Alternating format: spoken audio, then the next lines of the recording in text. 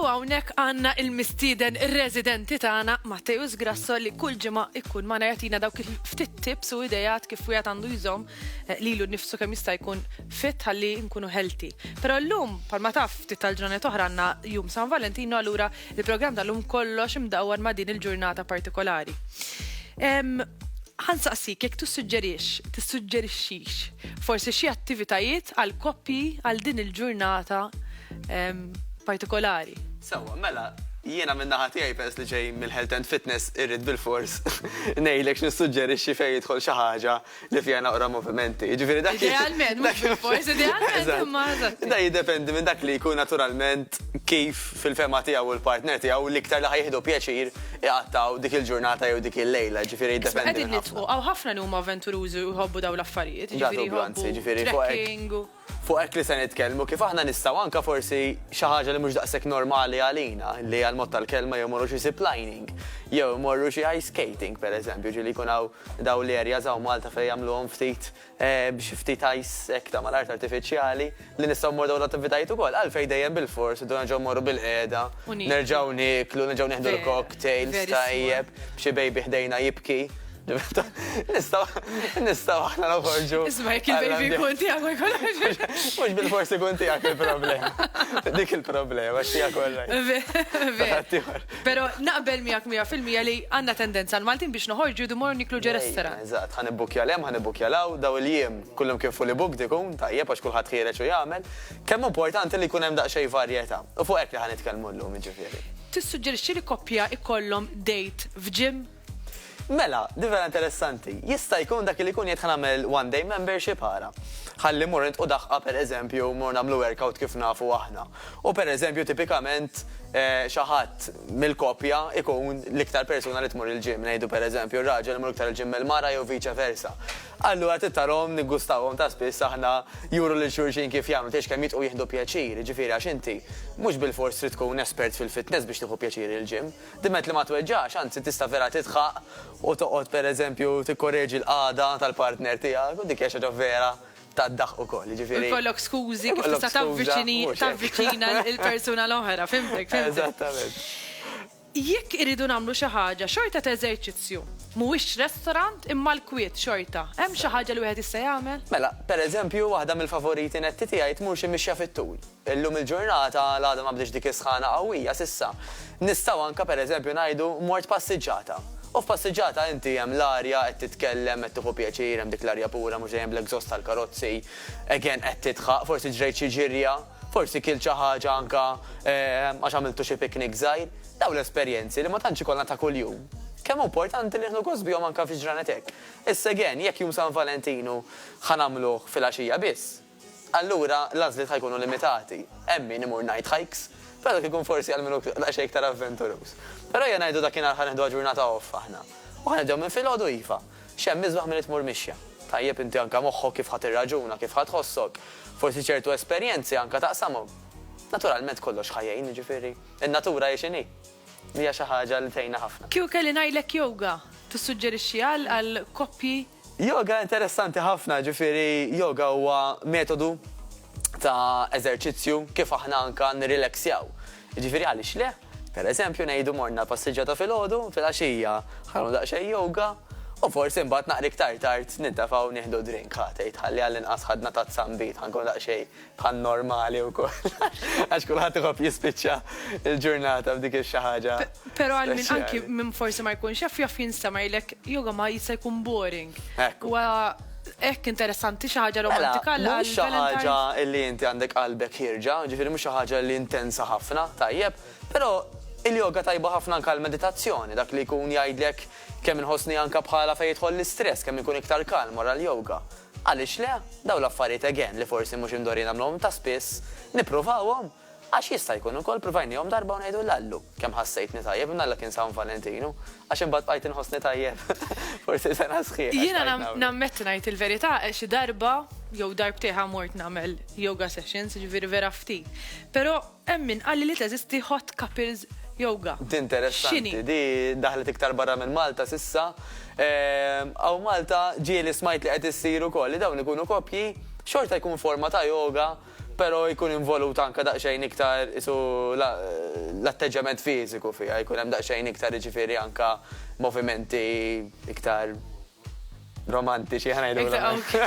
Emmek qegħdin naraw propju naħseb ma nimmaġinax il-raġel tiegħi jieħod dik il-pożizzjoni u laqas jien nagħmel dik il-pożizzjoni. Inti l-problema naħseb. Bis-serjetà. Għax ir-raġel bil-qiegħda qiegħed hemm minn dut. Ifhimni waħda tjerfa lila. Kemm vili. Skont kemm inti flessibbli. Jien nista' nkun flessibbli, però jew irid jiflaħni wkoll. Ma hu kif qed lejlek qiegħed minn dut qed juża seq waħda ġifieri. Semmek jasal, nittamaw li jinti da xej training ta' salem u koll issa. Jiena nitlob il-tim tal-produzzjoni jek ma jimportax ibidlu li il-missida residenti tiegħi għaliex. Zvera ma nixtri ritratti ħorda. Mela, din nitkellmu x'wieħed jista' jagħmel bħal hikes jinnaf, semmejt li ħafna affarijiet li jistgħu jagħmlu barra u anke tmur il-ġim, imma ma taħsibx li wieħed jista' jgħajja mbagħad allura tajt isma' tgħid il-ġurnata l-allu ħlejta. Ajjejt eħe. Kemmi tajba, anzi, jiġifieri wara kwalunkwe exercise aħseb warek l-exercise ikunu qed nagħmluh ma' xi ħadd li nħobbu jew ma' xi ħadd li għandna grazzja miegħu.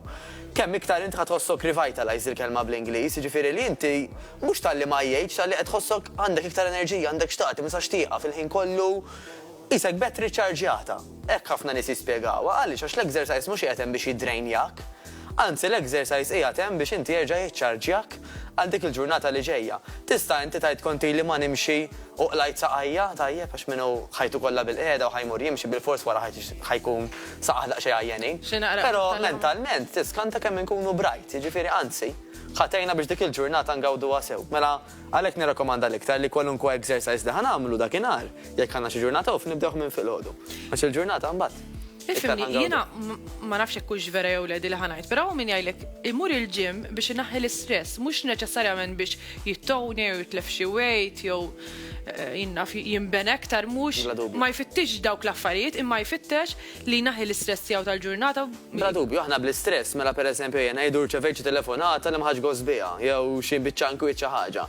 Inti ġismek ħaj rilaxxa dak li jgħidulu pereżempju l-adrenalina. L-adrenalina huwa kimika tajjeb illi jekk aħna mbagħad b'xi mod ma nużawhiex di, mela hi ġiet rilaxxata bħala sintomu ta' stress. Jekk dik imbagħad l-adrenalina jiena ma nużajiex pereżempju fl-exercise, hemm min juża b'mod ħażin pereżempju jispiċċa jgħajjas ma' xi ħadd, jew jispiċċa jagħti ta' bond ma' ħajt. Għalfejn dik l-enerġija dik il-kimika ma nużawiex waqt l-exercise biex anzi tgħinna biex aħna niffurmaw eċetera eċetera. Ġifieri li qed tgħid inti jagħmel ħafna sens u kull min jagħmel l-exercise hekk jgħidlek kemm inħossni ġdid fjamant wara workout tajba. Għax inti tkun relaxed il-kelma, ħafna inqas stressjat. Naħi l-enerġija negattiva minn dik il-kelma. L-exercise mhux ħajsolvilek il-problema, ħajtik lodda biex issolvi l-problema. Dik għal xi ħaġa importanti. Malta mdawrin bil-baħar u l-baħar huwa jista' fil-fatt anke jekk tħares lej ħafna postcard romantiċi, jsib il-baħar jidħol f'ħafna xeni momenti ta' romantiċiżmu, però x'jista' jagħmel wieħed apparti li jħares lej il-baħar. Sewwa, mela biex imur daqsxejn iktar fil-għoli pereżempju, illum qed jidħol anke ziplining. Ziplining naħseb ikun xi ħaġa ideali għal Valentine's Day. Ziplining dak li qegħdin naraw naħseb hawnhekk warajna bħalissa u xejn. Sewwa, eżattament, non tkun daqsxejn dwar id-distanza però. Hemm qegħdin naraw.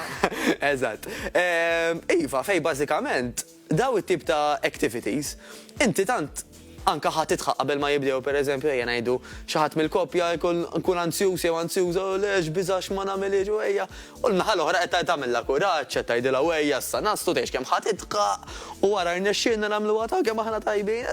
Daw it-tip ta' feelings f'ġurnata hekk speċjali vera tieħu pjaċir. Għalfejn koppja tgħidlek kemm ħadna gost meta sifirna.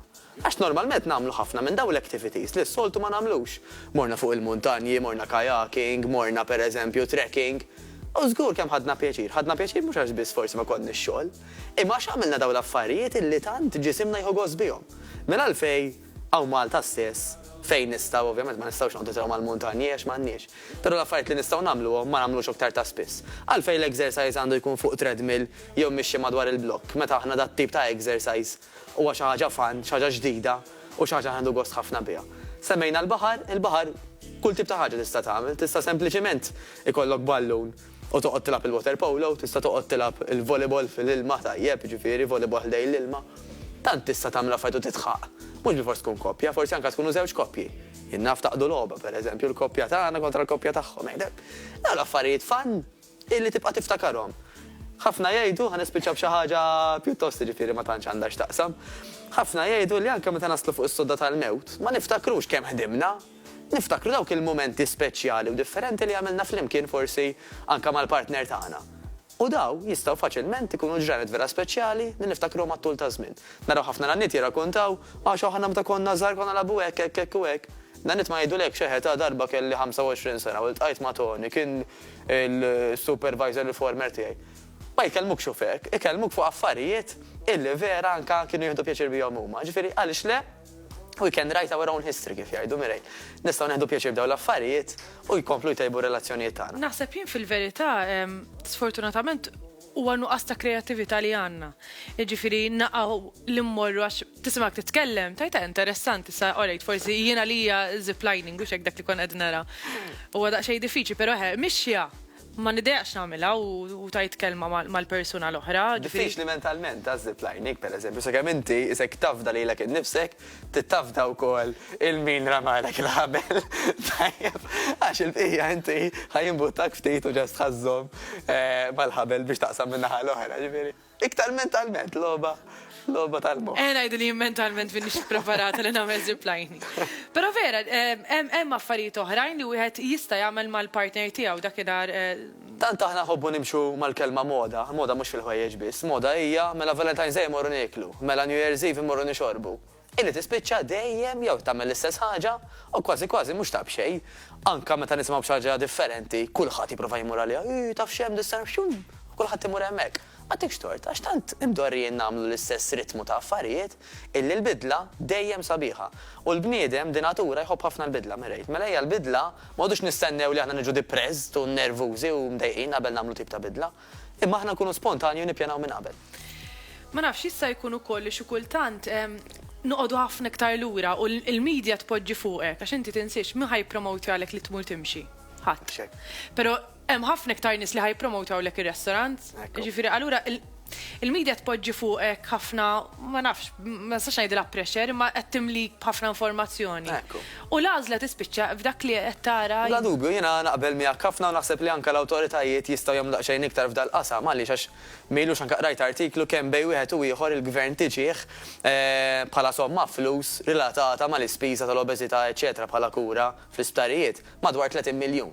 Ġifieri, ara daqsxejn x'bagatella mit-taxxi tagħna qed noħorġu fuq problemi illi aħna ġibnihom bidejna stess. Tgħid li m'hemmx minnhom il-ġenetika illi pereżempju għandu ċertu funzjonijiet f'ġismu li ma jaħdmux daqshekk tajjeb allura jitqawwa aktar minn ħadd ieħor, iva. Però normalment dejjem hemm miżuri x'istgħu nagħmlu aħna. Mela wasal iż-żmien li nirriklamaw ħafna iktar tajjeb l-eżerċizzju, il-movimenti mhux bil-fors kif qed ngħidu li tkun mixja li jkun treadmill. Kwalunkwe moviment ħajjajna dejjem u hemm bżonn isir daqsxejn iktar xogħol minn ħadd kulħadd. Mela biex nikkonkludu illum id-diskussjoni tal-lum ma' Matteo sal-ġurnata ta' jum San Valentinu propju nhar it-tlieta, idealment tkunu ftit kreattivi qed jgħidilkom hawnhekk. Tmorrux dejjem ġo restorant imma ħafna iktar affarijiet x'wieħed jista' jagħmel ifhimni jiena li tmur ġoġi ma' persuna ġidha hekk naħseb vera titħaddni. Ħadd gost nisma' ħafna anke l-Matthew Qabli, psychologist, ġifieri dak kien ir-raġunament, jekk aħna damlu pressure li l-ikel bil-forsi rid ikun perfett, eċetera, eċetera. Anke kien kunu kreattivi, peress li xi ħaġa ġdida, mhux qed nistennew il-perfezzjoni, għax din ħaġa qatt ma għamilni qabel, mela kif nista' nistenna li ziplining nieħu pjaċir daqs id-darba l-oħra, jekk id-darba l-oħra qatt ma kien hemm. Jekk nagħmlu esperjenza ġdida, anke dak iċ-ċertu pressure naqqas ukoll. Ziplining jitibatni bil-fors. Isma' nirringrazzjak nawguralek jum San Valentinu tajjeb. Grazzi mill-qalb. Minn hawnhekk jiena ħanimxi għal ħdejn l-stations ta' Żbujja ħanaraw fiex waslu.